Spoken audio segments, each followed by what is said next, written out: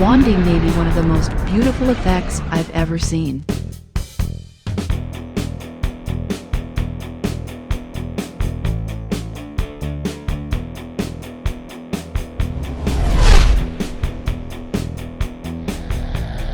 Making your wand is really simple.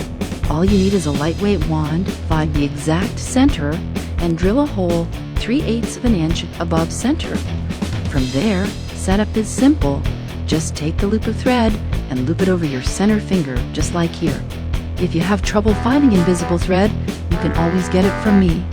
There are literally hundreds of moves you can make with your magic wand, but let me show you 3 of my favorite just to get started.